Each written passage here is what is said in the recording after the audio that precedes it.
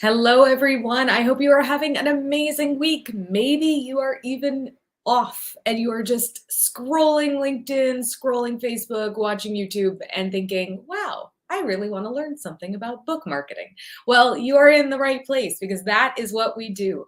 If you've never been here before, I am Melanie Hirschhorn. I'm a book marketing strategist for nonfiction and children's book authors, and I help authors create that online foundation so that they can get visible and so much more. Speaking of getting visible, I am so excited to announce that my friend who is a speaking success, I'm going to say this wrong, speaking success strategist. It's a lot of S's and I love alliteration, but even this early, I can't get it right.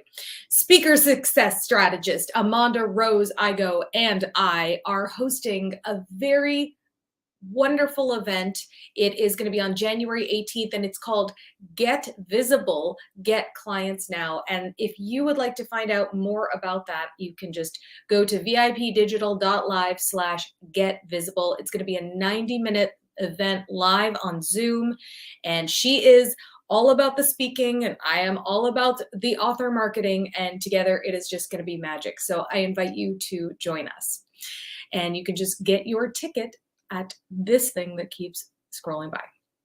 So today I have a wonderful author and sound healer who is joining us. She has written a beautiful book called I Am Light. And you'll just, when you see the cover, you'll just know how calming it is. So without further ado, I am going to have Lisa Annese join us. Hello. Hi, Melanie. How you doing? I am doing great. Thank you. How are you? Oh, I'm beautiful. Having a wonderful time.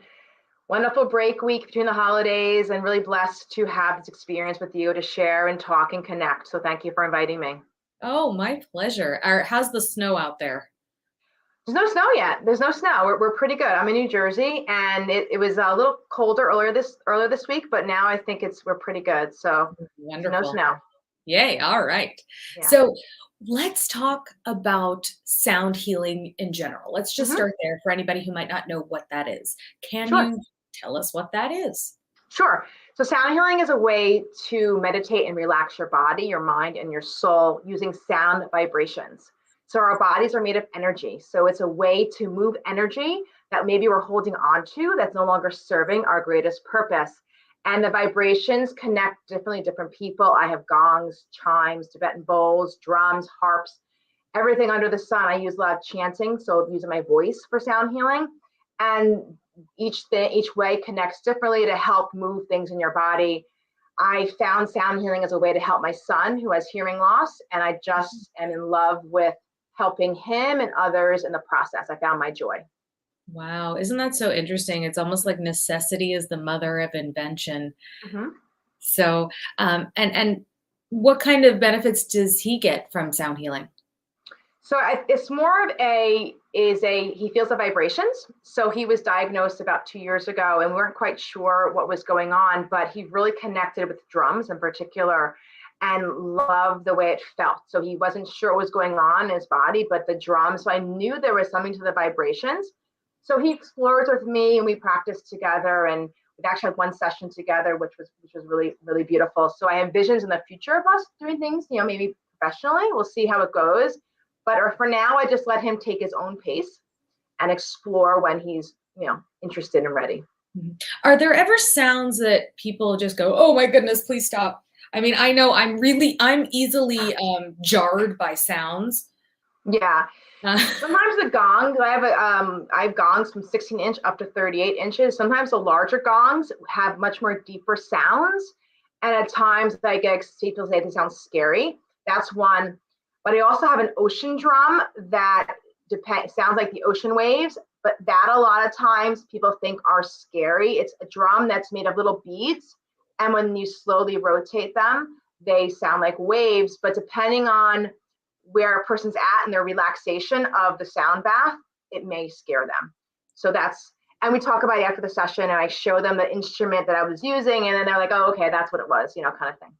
But everyone has a different take on it. so interesting. So Mm-hmm. you've written a book called I Am Light. Yep. And how did you decide to write a book sort of about what it is that you do? So the book, I went through a divorce, and then my son was diagnosed with hearing loss. And I found writing as a healing mechanism for me personally. That was what initially it was. And then I started going into social media, sharing stories. More, it was just healing for me. And it became this thing of people interested in my writings. And I felt a calling to write for about a year. And so, working with my publisher, we talked about what the title should be and what would go about it. And then I Am Light was something that came clear because it's based on mantra. I channel a lot of mantras. And so I Am Light is a mantra. So repeating I Am Light, it becomes you, it becomes your soul, and you identify it. And so that is why the title I Am Light. And it's just a way for people to be introduced to spirituality and add it into their life. And that is the whole goal of, through my spiritual awakening, I share, become very vulnerable on the tools I utilized for myself to open the eyes of other people. And that is what I Am Light is about. Okay, that is wonderful. So let's talk a little bit about mantras. First of all, I want to put your website up here so you can check out all things Lisa Annese right here, right below us at lisaannese.com. So, talking about mantras, I'm on the very, very beginning of a spiritual journey, and the idea of saying something over and over again doesn't make sense to me. So what's the benefit of having a mantra? Can we talk about that a little? Of course, yeah, of course.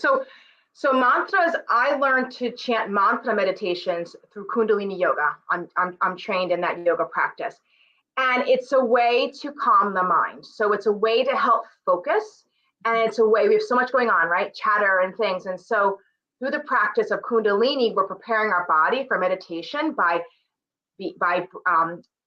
having energy rising, more consciousness, more aware, prepare for meditation, where our mind gets clear. And repeating the verse over and over again just becomes into your consciousness. So I just taught a class earlier, a Kundalini class, and the mantra was for patience. Something I'm working on myself is patience. And I felt I wanted to share with my group. So we repeated the same 7 words for about, I think it was 3 minutes or so, and we chanted along with a track.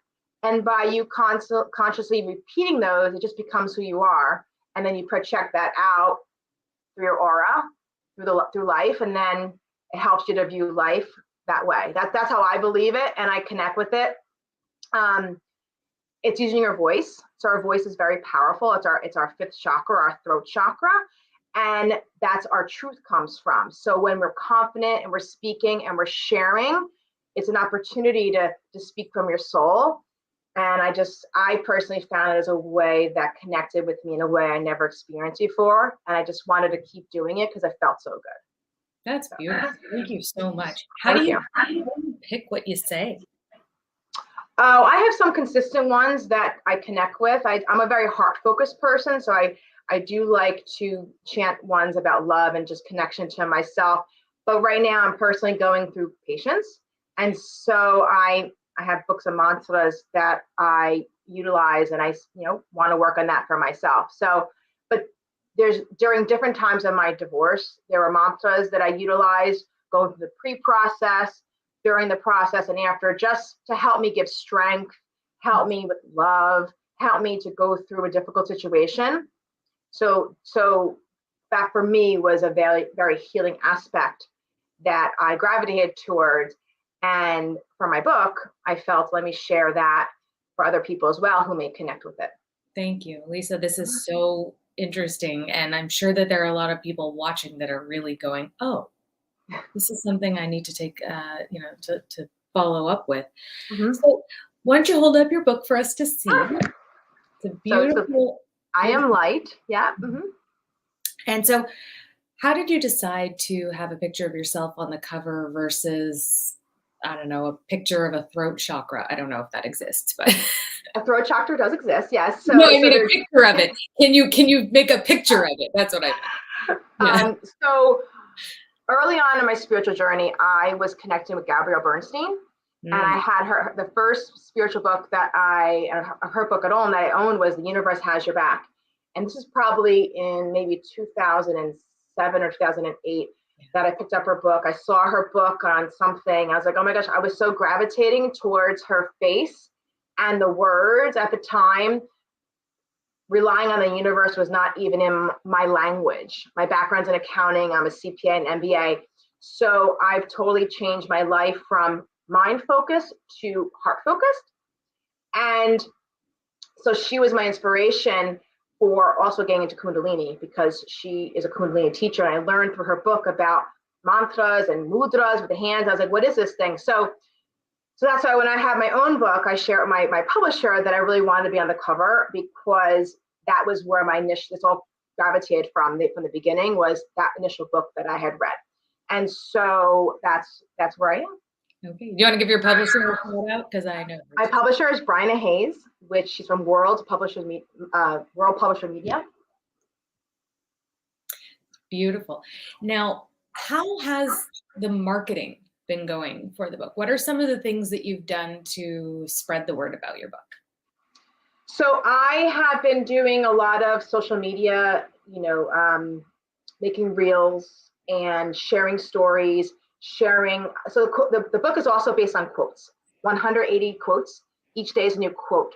That was who I always connected with, quotes and things. So I share a lot on social media of me reflecting on quotes, and also having the opportunity to, get very personal in my experiences, because I feel that if I'm having that experience, other people are as well. So I, do different reels, and I've been doing talks locally with places. I went to a coffee shop, and a lot of local things that I've been doing in the area, and podcasts as another way to get out there about my book.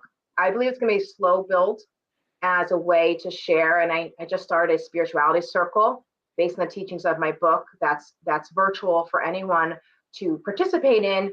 And you don't have to buy the book, but it's a way to get the spiritual teachings out there. But you should buy the book. And how can people get to be part of the spiritual circle? Sure. On my website, I have an event section. As opportunity there, I have a monthly women's spirituality circle. It is the last Wednesday of every month at 7 p.m. Eastern time. If anyone's local to New Jersey, you're welcome to come here in my studio and participate with me here. And last night we hosted the session. We went through authenticity and went through self-love and ways that we find joy through self-love for ourselves. Just connection, communication, and being present and aware. That was really the goals of the sessions. So welcome to anyone in the future who wants to join. How do you think your background as a CPA and an MBA, and now as a spiritual healer, how do you think those two pieces to go together? How do you think they've gotten you to where you are now? So I feel that I've had a lot of learning experiences. I'm very grateful for my past, because that got me to where I am today. And this is a journey. They're not mistakes. I talk very openly in my book about I made decisions in my past, like my career and, friendships and my marriage, because people would be happy for me. People would be accepting of me. So then I learned very quickly that I wasn't happy doing that. And so following my path of spirit and the light in my heart is where I am today. And it all fits together, because I can't appreciate where I am today without recognizing how far I've come. So that's how it all connects. But in a more business standpoint, I run a business now. I have a healing center, and I have an accounting background. So I'm able to properly manage my business because I'm aware of my finances. So it all fits in. I'm just grateful that I'm here living today and serving other people. Beautiful. Thank you so much for sharing. So hold up the book one more time. Of course. You can get your copy. It's available on Amazon. You can also go to Lisa's website, lisaannese.com, and click through to get the book under the heading "The Book," because it is there. Yeah. And and Lisa, thank you so much for joining us today. I really appreciate it. Thank you for having me, Melanie. Okay, everyone, have a wonderful rest of your day. And I hope that if you are taking some time to yourself, that you pick up a copy of this book, because it could just about change your life. Have a great day, everyone.